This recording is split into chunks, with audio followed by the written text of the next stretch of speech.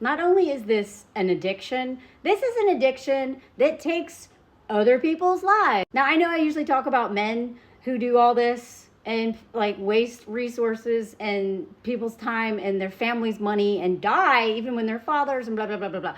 Women do this too, okay? Because this is actually not about like men mountaineers. This is about the mindset. This is about that individualistic, capitalist, white supremacy, patriarchy mindset of like, I'm going to do what I want to do and fork everybody out because I want to be strong and I have to do this thing and I don't know why, but I need to do it. Now, not all mountaineers operate like this. There are some who are, take calculated risks, and those mountaineers I respect a lot. But this woman had a death wish. She wanted to die. And I also want to address what's really behind this is this ableism that is in this. She said she would rather die than be disabled. If she can't do the thing she loves, which is more, higher, bigger, bigger. What's the point of life? What is the point? She has a child. Her husband already died. That kid doesn't have parents anymore. Now, I know this is very complicated. I want to go over this story and what's really behind it. And for anyone new here, I was an outdoor adventure guide, a whitewater raft guide. I've been climbing for 20-something years. And while I do find there's a lot of value in those sports, when they are done super recklessly and when they're motivated by ego, by this colonizer mindset to conquer things, by this selfishness to just not care about the impact on everyone else, the mountain, the communities that end up depending on dollars from these people, right? With no respect to the land itself. The children who are left behind with no fathers usually. The partners, usually wives, who end up taking care of these men if they become disabled, or, burying them and having to figure out a way to live on like no income now or whatever, maybe some life insurance, hopefully life insurance, while raising his children. All the search and rescue workers, all the like mountain rescue people, all the people who put their lives in danger. And in this story, a man literally died trying to help her, one of her climbing buddies. The taxpayers who end up spending a ton of money funding these very expensive search and rescues, or body recoveries in this case, although I don't know if they're going to recover her body. It is so dangerous and expensive to even recover the bodies, much less save them before they die. But they just keep going. And and honestly, I don't have a problem with this. I have a problem with the just complete lack of care or lack of regard for their impact on other people. And the refusal to question, why am I doing this? Why am I doing this? What am I running from? Not everybody who does this is running from something, but as y'all know, when I talk about like so many men especially fall into addictions, and this being a big one, marathon running, climbing, all this like extreme sports, to get that adrenaline rush, to escape the families that they created, to constantly be pursuing some sense of purpose, while also having children at home who I thought were supposed to give parents a sense of purpose, but apparently not, right? What are you looking for? What are you running from? That is what I wish more of the people who go to do this would ask themselves. Now, some of the people who go do this are literally just super rich white people who are just bored, which I also have a problem with. But then there's like the professional mountaineers who do all this, and they still cause a lot of harm. Now, I may do a separate video on this guy. This guy's a climate scientist who just, thought he'd go solo backpacking after his life, on vacation, family vacation. His wife went home. He just went in a park. This man ended up drinking his own piss. The only reason he's alive is because his wife saved his life and called the authorities. His parents did too, but his wife was the one who reached out and was like, he's not okay, he's not home. They found him because of her, and he's not like all these other ones. This guy's just another dude who's like, I really want to do this thing. But I really wish men especially would question what's going to happen. What could happen? Let me play this forward. Because here is what usually happens. Look at him.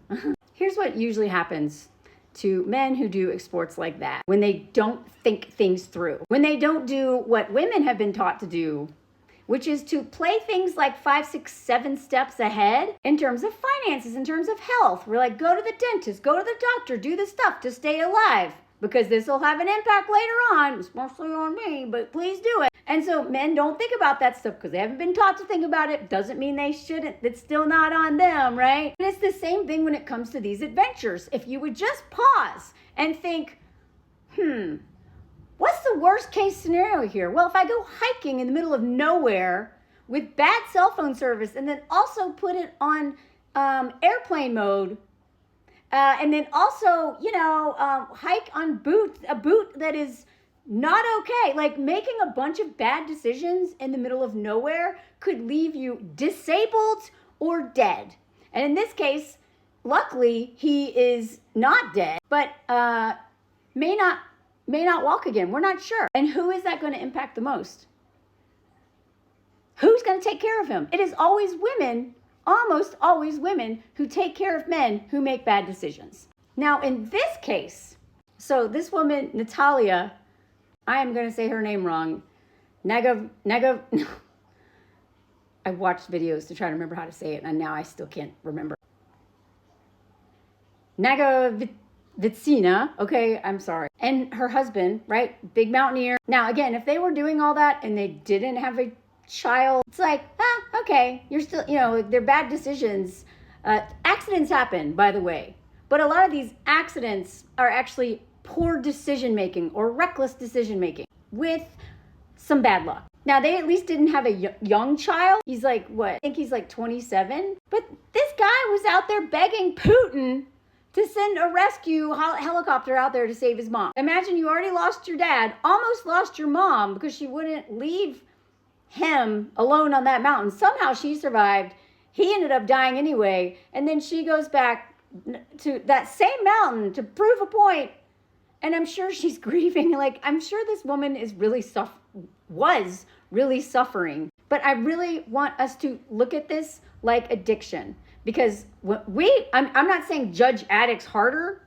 I am saying, though, that the way we talk about mountaineers and glorify them, he died loving what he died doing what he loved. Do they ever say that about junkies? Alcoholics? He died doing what he loved, at least. Getting drunk every night. No. But they put these people on pedestals as if they're so brave, doing no. She died in this tent all alone. And one of her climbing buddies who tried to save her died as well, trying to save her. Now, before I get into the details of the story,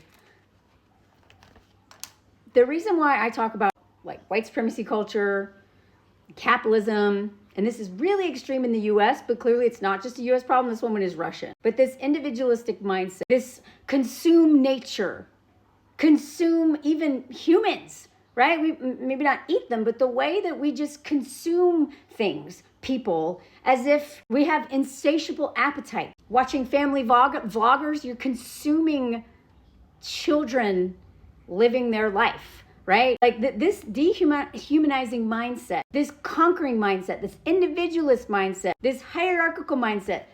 2 people I want you to follow if you're not already. 1, Tammy. Tammy wrote this book, Delusional Influence is her handle on TikTok. The Empathy Gap, amazing book. I mean, half the book is highlighted. The other one, there's a lot of people. White Women Whisper. Both of those women talk to white women specifically and white people in general on how to deconstruct all this, because this is not just a feminism thing.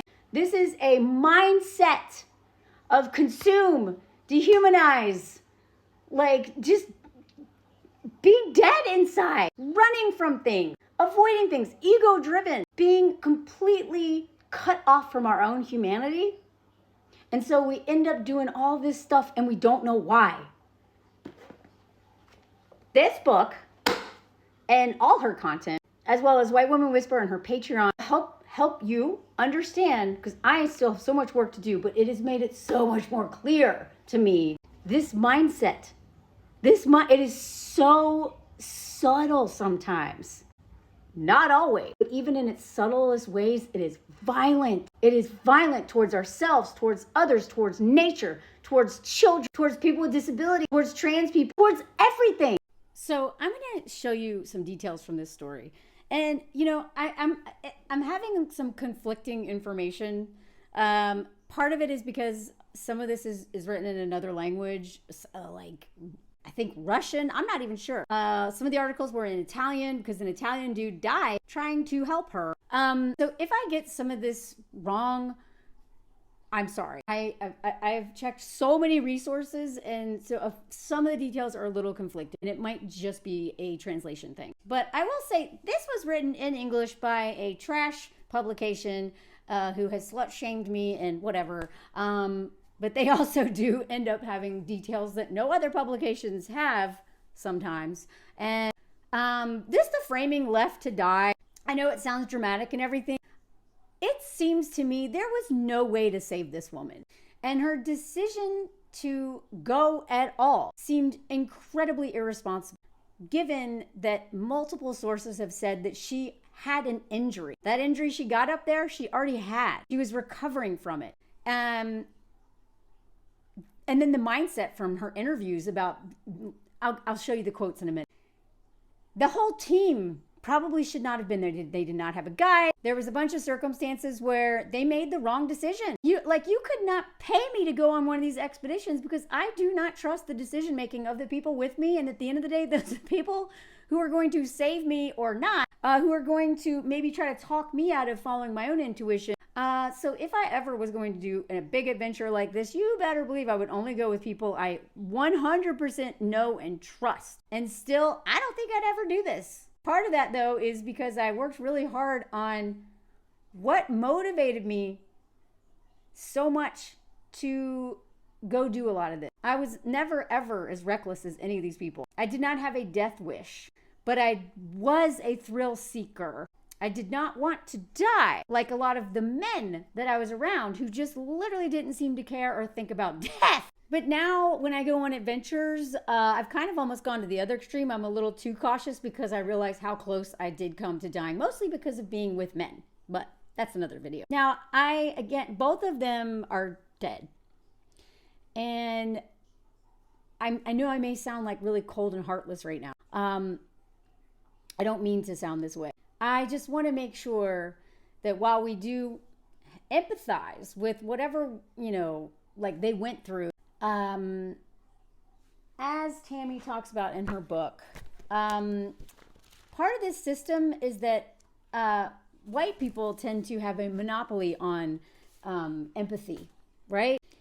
We may be following this news and really hoping she makes it out alive, and it's dominating the headlines for over a week, and we feel bad for her and all that stuff.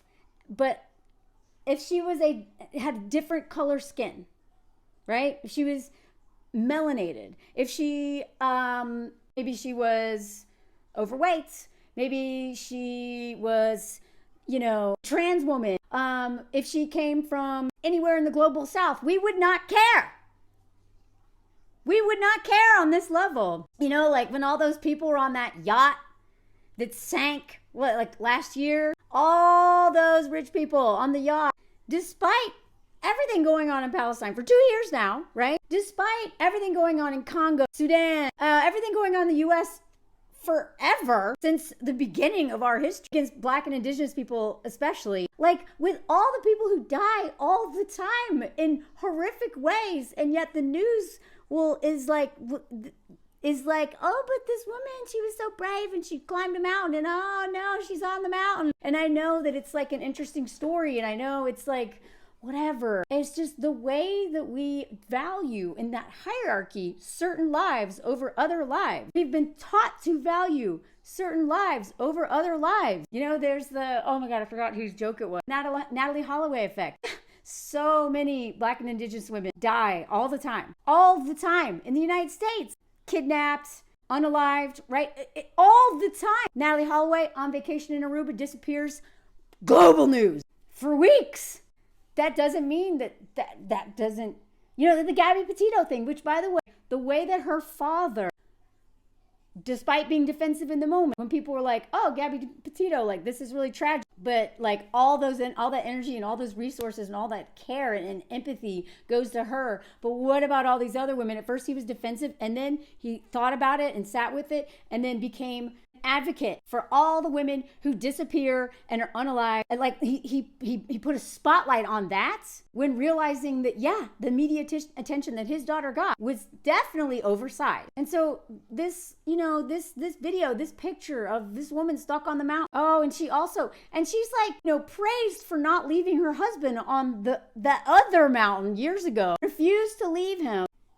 Which it's like, I mean, I get it, but also I just want us to always be questioning the framing of this, right? Women are supposed to self-sacrifice, self-abandon. Of course she's going to stay with him and die maybe, trying to make sure he doesn't die all alone. He ended up dying anyway. Luckily, she was rescued the next day. She stayed up there. They all thought she would die up there with him. She didn't. So then she's hell-bent. She goes back and hikes that same mountain again, like a year or so later. Puts a plaque up there, I know she's grieving, but then after that, she goes on this one to capture the title of doing all 5 of those peaks. This was the last one. This is how our egos, they get us killed, y'all. My ego, I swear to God, my ego was literally what I was battling when I was trying to get out of that abusive relationship. At the end of the day, I was like, what? Like, I can't stand this man. I'm scared of this man. He's making my life so miserable. I hate this man.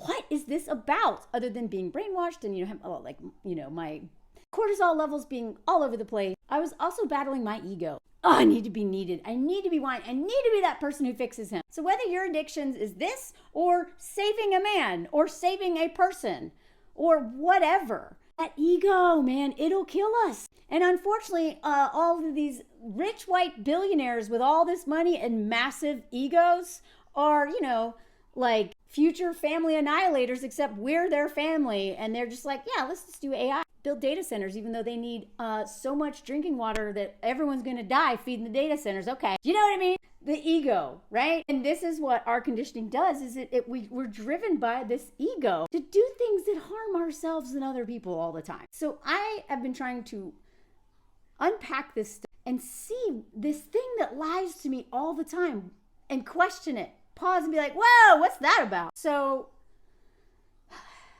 I believe this is the last photo ever taken with her. Let's just go into the details of this. Now, this is one of the hardest mountains in the world. There were so many attempts at trying to rescue her. They tried helicopter crashed, injured, at least half of the people in it. I think there were 6 people in it or something, but injured a bunch of people.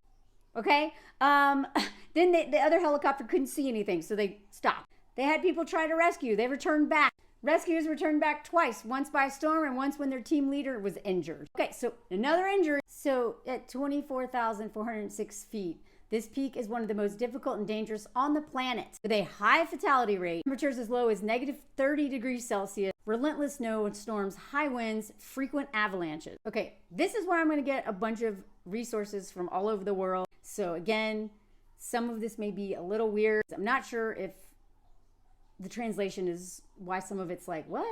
So according to this one, the last successful rescue from this mountain was 1955. When it talks about one of the helicopters, their attempt to rescue her, this was a Russian Defense Ministry Mi-8, like a special helicopter, was crashed in an emergency landing due to bad weather and turbulence. Rescuers had to be rescued themselves as several suffered fractures. Now, a fracture in that climate, you die from stuff like that. So as something when I had a wilderness first responder, one of the things that I had to learn how to diagnose appendicitis, how I would deliver a baby, some of the most random procedures that were way over my level. But it's because when you are 2 or more hours away from definitive care, that is when you are in a wilderness first responder situation. These people are way out there. Now, before I go into her story and the details of that, the backstory with her husband is the mindset to frame this with. So Sergei, her husband, they're trying to do these 5 peaks, right? Where it's like snow leopard. It's an accolade given to those who hiked the five highest peaks of the former Soviet Union. This was the one she was missing. But when her and her husband were attempting this one, they successfully reached the summit. Shortly after, he began to have difficulty speaking and standing. When the team below were waiting for them, advised her to save her own life. Like, she can't carry him down. She can't get him down herself, and the weather was going to get bad. She refused to leave him. I'm not going to leave my husband. He's completely defenseless, which, I get that. I get that's admirable on some level. So one of the quotes that she said in this documentary that was, I don't know, that I haven't seen the documentary, by the way. They're just quotes pulled from, I was not afraid to die. I was afraid to be disabled, that I will get frostbite. They will take away my arms and legs. And what will I do? She told the documentary she would rather die than not be able to climb mountains. Look, I get it. But if that is something that comes out of your mouth, that's when you should reassess what's going on in your life. That is when you should pivot to like, oh, this is an addiction. I love it so much. It's harming people in my life. It's harming communities. It's harming me. But I don't know how to live without it. I would rather die than have to live without it. That is an addiction. The rest of that quote, say I'm pulling from different sources, right? Because it was hard to find them all together in one. This is the worst punishment, right? To be disabled because of frostbite or whatever. This is what worried me a lot.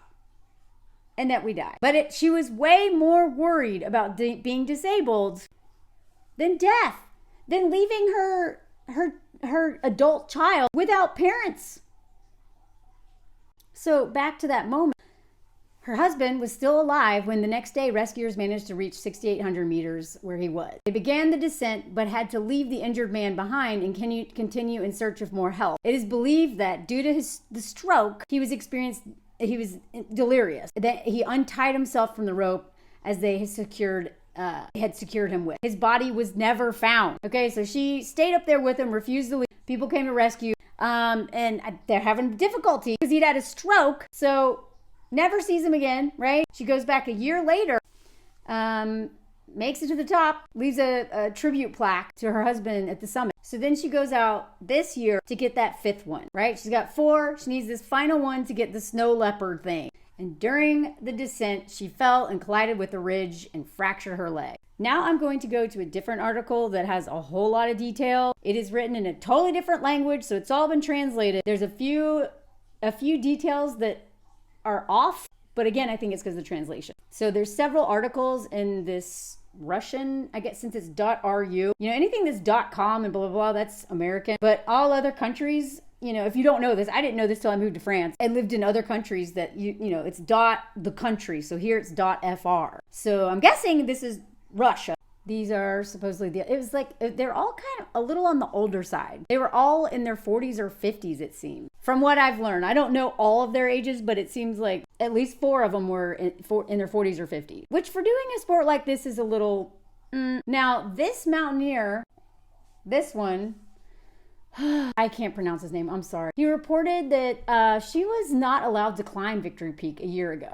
Don't know what that's about. So I just kept reading other articles that gave information I hadn't seen anywhere else. Don't know if all of this is true. Oh, another thing, they call this the man-eater. Okay, Soviet climbers call this man-eater because of its high fatality rate, brutal storms, and long exposed days. So they had permits, but they did not have a guide. It was 4 climbers. It was Natalia, a Russian guy, an Italian guy, and a German dude. Apparently there was even an American at one point and he turned around, but more on that in a minute. So in the early morning of August 12th, they attempted to summit. During the push, Luca, who's the Italian guy who ended up dying, lost one of his mittens in the dark and turned around. They usually do their summit in the dark. Because the thing about mountains, if you don't know anything about it, mountains like this, is I know like just in the US, just the 14ers, right? 14,000. This is like 23 or 1,000. You need to be going down the mountain by noon at the latest because the lightning, you don't want to be above tree line when lightning comes in.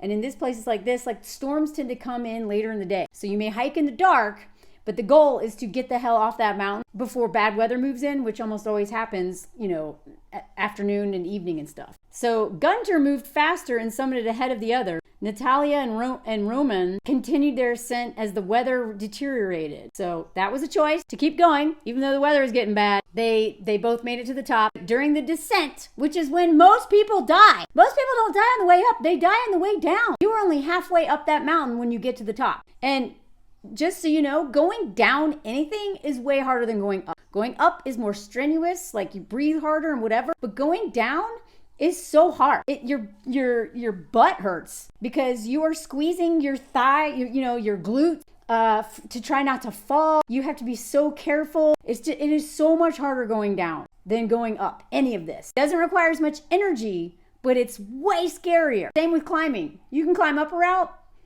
but if you're not being lowered down or rappelling down, you try to climb down that route, it is twice as hard at least. So during the descent, she fell and broke her leg. It is rumored that her leg was already compromised before the expedition. 2 months before her climb, she allegedly sustained a double fracture. If this is true, then this is grossly irresponsible on her part. This was her putting everyone's lives in danger by being this stubborn. Because again, when you're with the group, if anything happens to anyone in that group, you all could die. You all could die because of one person getting injured or getting sick or whatever. And if you knowingly go into this injured already, it's ethically wrong. So she gets injured. Roman descends to seek help. She's injured on a super steep and icy terrain area, like part of the mountain. The next morning, Roman arrived at Camp 3, told Luca and Gunter about the situation. They gathered supplies, tent, sleeping bag, mat, clothes, food, water, gas burners, and brought them up to her. Now, mind you, elevation is deadly. High elevation is deadly. So the longer they all stay up there, the harder it is on their body, especially when you are above a certain altitude, then you're in like the death zone. They gave her, enough supplies, not for long-term survival, but to last her like several days. Importantly, the team had only one radio. Why? Ike! That guy who, that I mentioned earlier, who was in Norway, he didn't bring a GPS thing. I don't know if this is them being cheap, overconfident, both. One radio. Great. And it made more sense for them to take the radio so they could be in touch, I guess, with the base camp. I don't know. Maybe it didn't make sense for them to have the radio. But there's only one, and these guys took it. While descending, Luca began showing signs of distress. So the Italian guy. According to Gunter, the German guy, he grew increasingly slow and disoriented. The symptoms were consistent with haste. This is when, your brain swells. It is not a pretty death. They came across an ice cave. He collapsed inside and died. Then Gunter had to descend alone. Now I'm going to go into the interview with this Gunter guy because there's more detail. But first I want to kind of do the overview. On August 14th, the military tried to reach her. But again, helicopter rescues on mountains like this are almost impossible. Here's a little bit of reasons why the rescue helicopters cannot maneuver safely above 20,000 feet due to the thin air. She was at 23,000. Furthermore, the weather consisted of high winds and heavy snow. And again, this Mi-8 thing had a crash landing basically. And another one turned back because they couldn't see. So this guy at base camp was like, we know where she is, but it's impossible to get to her. So they're not just part of me when I was reading the story, I was like, do they value her life? Because I'm always going to ask myself, are they just leaving her to die because she's a woman, they don't value her life? Or are they trying to not put other people's lives at risk because the likelihood of getting to her and not killing more people is so low? I believe it's the second. Again, weather just kept getting worse. Hurricane force wind, temperature dropped to -20. And by August 24th, 25th, the drones detected no sign of life because they sent one with the thermal thing. They declared her dead on August 26th, 14 days stranded in the high altitude. And if conditions allow, they'll recover her body. But I really hope no one dies trying to recover her body. I mean, really. Now, apparently, according to Luca, the Italian guy, his sister, he would have never left her behind, especially given what they'd gone through, because he was one of the people that helped her and her husband, who went to go save her and her husband. So they'd already been through it together. Now, the problem with women in this industry, and I say this as somebody who fell into this myself, wrote an article for Outside Magazine called the Guide The River Guide Who Became a Toxically Masculine Feminist, where I talk about how it's that whole, like, if you can't beat them, join them.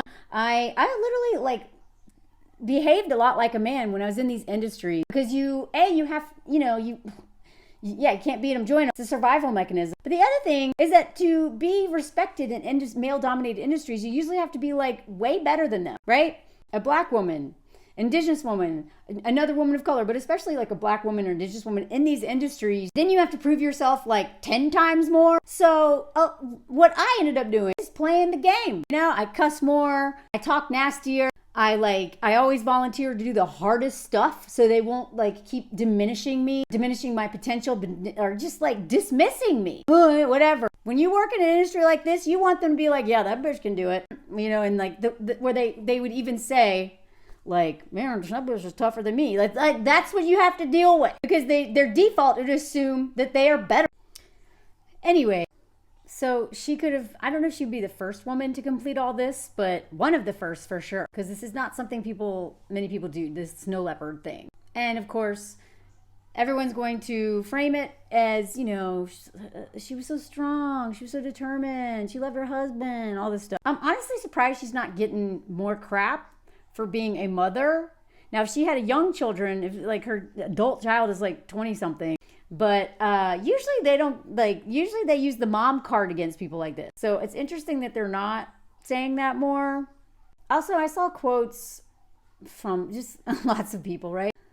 One person said that with a broken leg, it's impossible, it's nonsense. You need to understand a person's pain threshold. And also that experts stress that no one has been lowered from such a height yet. And that during rescue operations in such conditions, some people did not survive. So I also want to point out, because a fracture, now it depends on what kind of fracture it is, but if you break your femur bone, now I know she has a broken leg, but I'm guessing it was the lower part. But if you break your femur, fracture it, and especially, it's like stabbing through, you die. You bleed out. You die from that.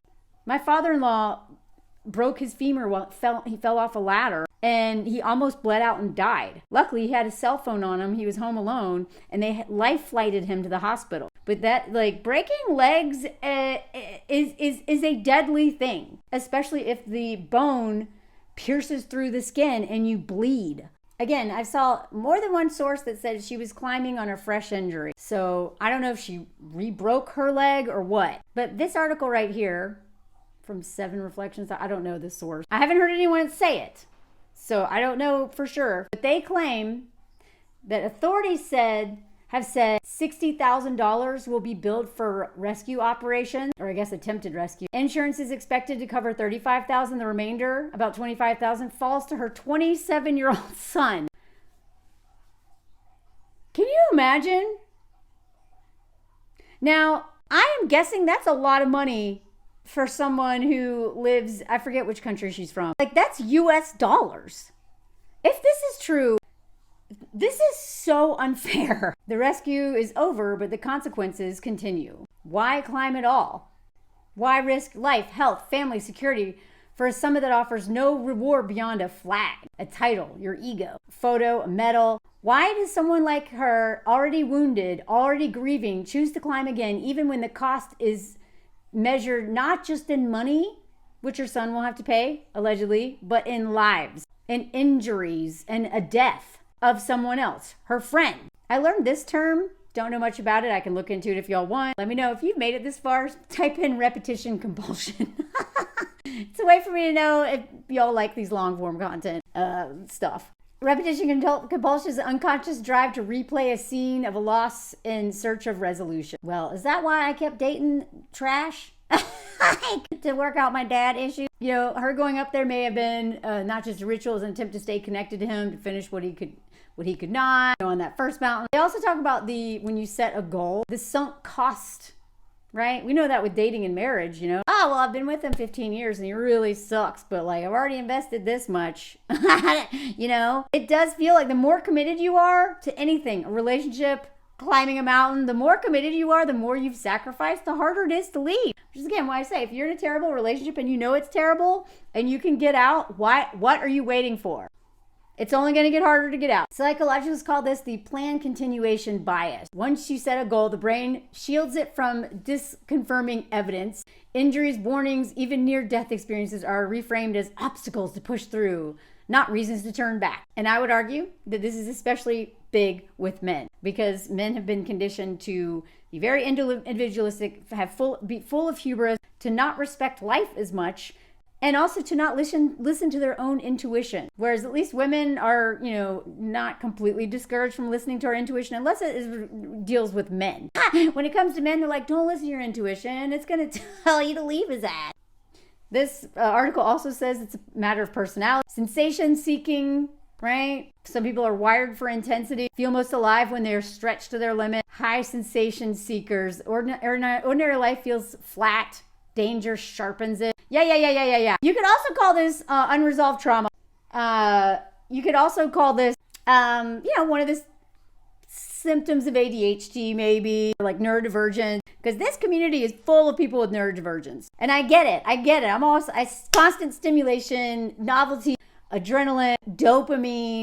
But still, this is also that collective conditioning of like white supremacy culture. And white supremacy culture is not just white people who are driven by this. I mean, white people are not the only ones who do anti-blackness, right? Like, this is a mindset that is forking all of us. It also goes on to talk about identity ads, and I think this was part of it for her. For climbers, the sport is not a pastime, but a definition. Now, I wrote an article for the Washington Post. Let me know if you want me to go over that article. Let me know in the comments. About why to not date men who are climbers. I mean, not all, but a lot. Because, it's because if they're married to adventure, is there room for anything else, I think is the name of it. And I interviewed a bunch of climbers and a lot of women climbers who were like, yeah, it sucks dating these dudes. And part of it is because nothing will ever be as important to men, especially in that world, as the thing. But same thing with gaming, golf, hunting, any of this other stuff, marathon running.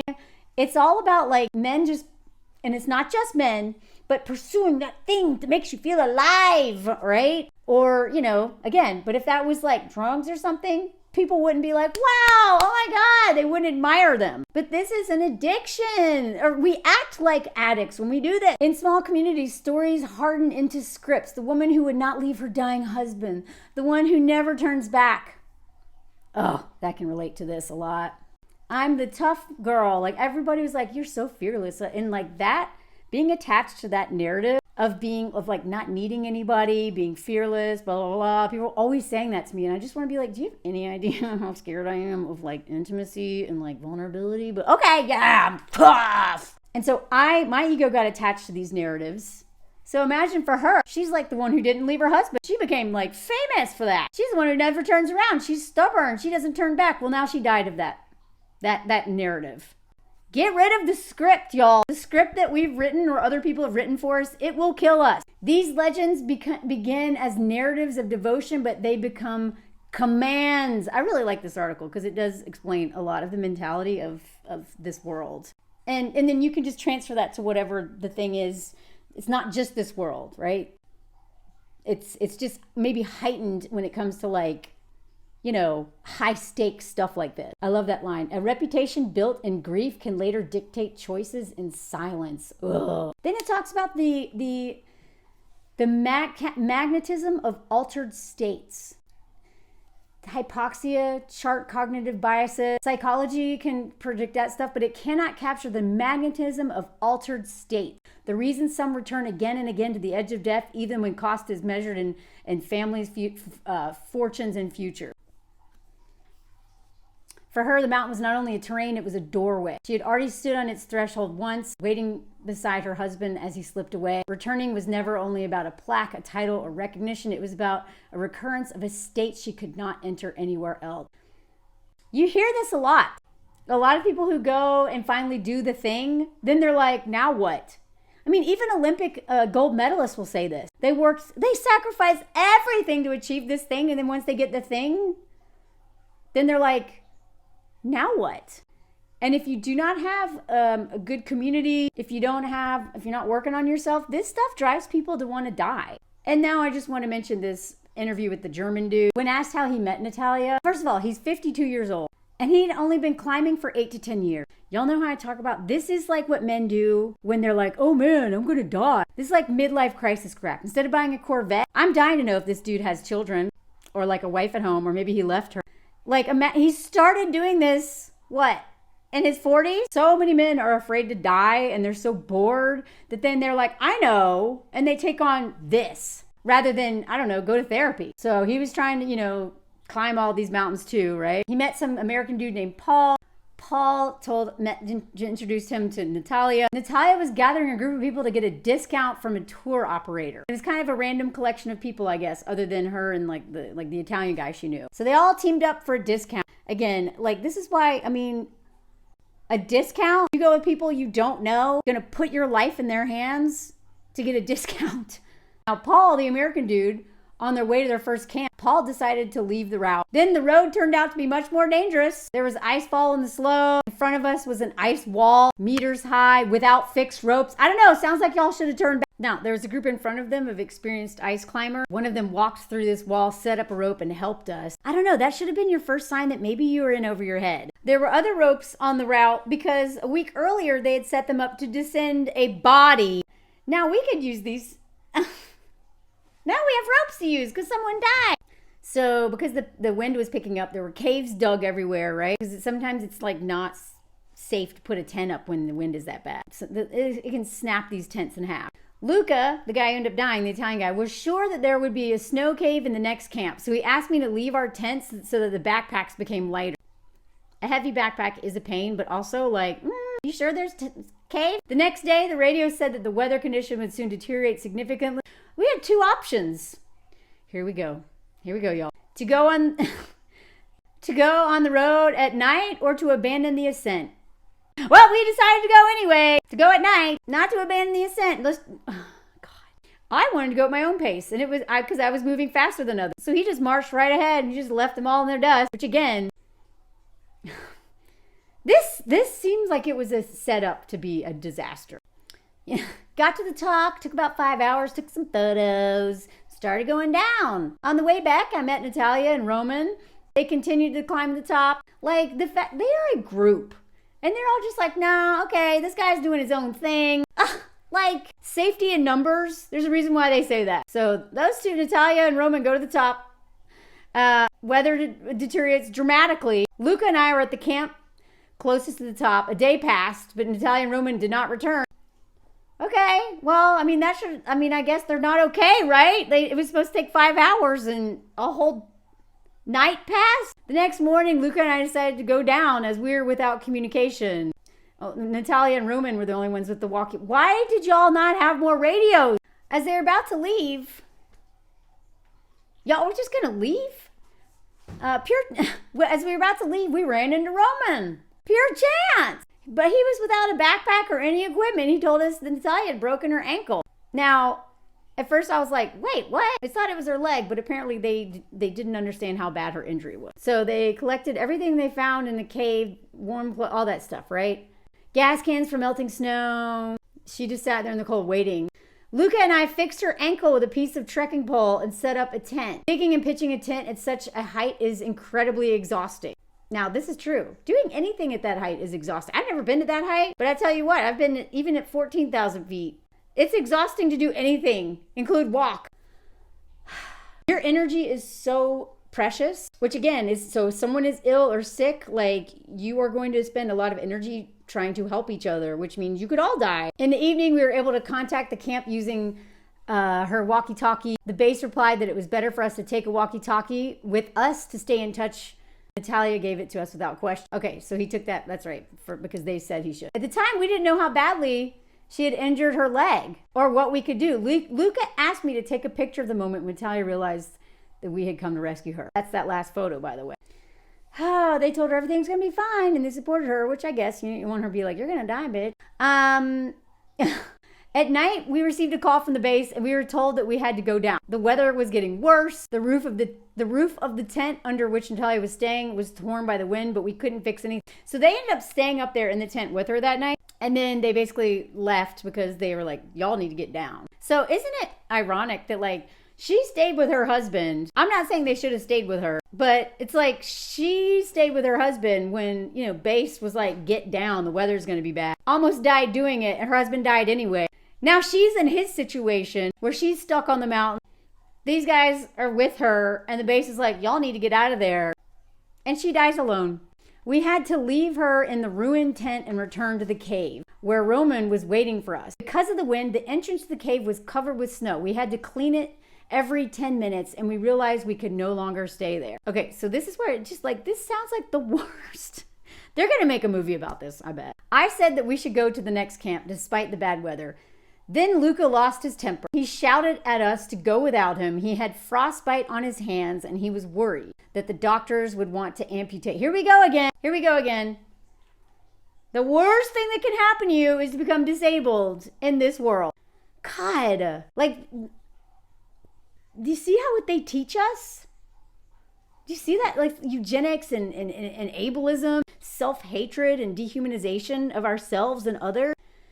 You know what? I'd rather die. Like, my biggest fear in life is to be disabled because of frostbite. I am currently deconstructing my own ableism, especially now that I have some, invisible disability. And wow, I didn't realize how much of this stuff I have to work on. His worries that doctors want to amputate. And then Luca's condition began to deteriorate rapidly. And a half hour later, he died in my arm.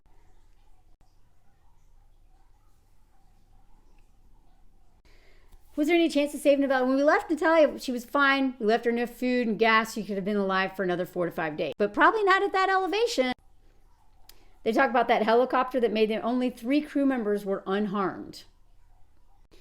Who was your guide in the mountains? We didn't have a guide. We went to the mountains on our own. Hubris. Hubris will get you killed. Roman probably worked as a tour guide in the past, but he was at the same level of training as us. Okay. They had this like travel stuff arranged for them. They had a manager and a doctor, but then they basically just went on their own. I don't blame anyone for what happened. It was just an accident. See, that is what drives me nuts. It was an accident, but here's the thing. All these things that led up to it, all these decisions made in the moment, absolutely had consequences. Could have prevented so much of this. But this is like how, like, whenever men do stuff, right? They're like, it happened. It just happened. This accident, this crazy thing happened. They might be like, well, maybe we should have done this. But yeah, this crazy thing just happened. This passive voice, as if this thing just happened to them, rather than they decided to do a bunch of stuff that was more and more risky and crazy. And then someone falls, and then all this stuff happens, but it just happened. How do you feel now? I got frostbite on my fingers and toes because we lost our tent and we were sleeping in the woods. What? Oh my God. Look at this. At first I didn't notice there's anything wrong with my arms or legs because I couldn't feel anything. Taught not to be inside your bodies, right? I think it will take 1 or 2 months for treatment. I hope everything will recover. Roman, I heard, has more serious frostbite. Okay, so like everyone in this crew, other than the American Lucas who turned around, either died, half of them died, 2 out of 4, and the other 2 have frostbite and serious injury. This is Luca. I mean, I admire him going back and trying to save her, right? I'm not like crapping on him. I'm just saying, I'm exploring this mindset, right? This social conditioning that is so strong from when we're born. And this is particularly among white people, right? And that's also one of the criticisms that white people get who are into outdoor sports like this. It's like we are not hunted by the police. We do not face the level of violence and terrorism that, for instance, in the US, Black Americans or indigenous people of color in general, but especially Black and indigenous people, are terrorized by the state. By systemic racism, personal racism from people versus the state, right? And so to go out and just like seek danger out is such a privilege when so many people in the world are in danger on a regular basis, especially in the global South, right? The places that are being robbed, exploited, bombed. So, God. One last thing. I saw this. It said that it takes at least 30 people in such a situation to rescue one. I'm not sure how many people were injured total, but it was several trying to save her life. But at the end of the day, does she want saving? Nothing was going to stop her from climbing these mountains. Nothing. And her biggest fear in life, more than death itself, was to be disabled. So apply this to whatever you can relate to. I mean, sometimes I still catch this mentality with my work. I will put my health on the line. I almost did. And thank you, Patreon people, by the way. You're the reason why I get to keep going without burning out and being seriously ill. This job that I'm doing now has caused me to be sick on multiple occasions when I was being harassed, bullied, or just covering stories that were so detrimental to my mental health that I should have just let go. Because it's the mission. It's the mission, right? It's still in here. I'm trying to get rid of it, but, trying to address it and deconstruct it. But it's still in here, and it probably always will be. Hopefully less and less the more I work on it. But what is your mountain? Are you doing this in anything? I hope not. Let me know what y'all think. Again, thank you, Patreon people. I have a live coming up. I think it's this week. I'm finaling the details, and we're going to talk about creativity and how to turn your life story and all kinds of stuff into art. I'm going to bring on one of my mutuals who did a one-woman show from her pain. I do travel content, personal stories, watch parties, meetups, all kinds of stuff on Patreon, and that is what pays my bills. And also y'all's views and stuff like that. That helps a lot too. But if you like my stuff and you want to support my work, please go to Patreon. Thank you, Patreon people. Thank y'all for your comments and everything. Like, comment, share, hit the subscription button, a notification button too. And let me know if you heard the comment song. Adventure comment song. This is the stuff I do now for adventure. This is the Alps. We discovered this lake in this paradise. Look at that. Oh my God.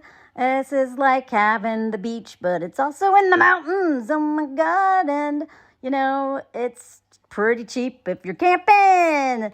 You're not really eating out or doing anything. You're just paddling around on the board. I've got my thing attached to my, but it looks like a weird shape. That's my little waterproof thing for my phone. Look at this. Anthony recorded this as I'm coming back. It was windy as hell, but look at this paradise. I'm a scaredy cat. I don't like to take much chance anymore. Hell, I was scared here. That's probably what I'm talking about. I don't know. I was kind of scared because there's no one around. So I was like, okay, I'm leaving here because it's beautiful, but I'm scared of cat now because I don't want to die. But I love pretty places and pretty stuff, but I'm really not very risky anymore, and I think that's a good thing. Anyway, follow my Patreon to see more stuff like this, especially about camping and other stuff. Bye!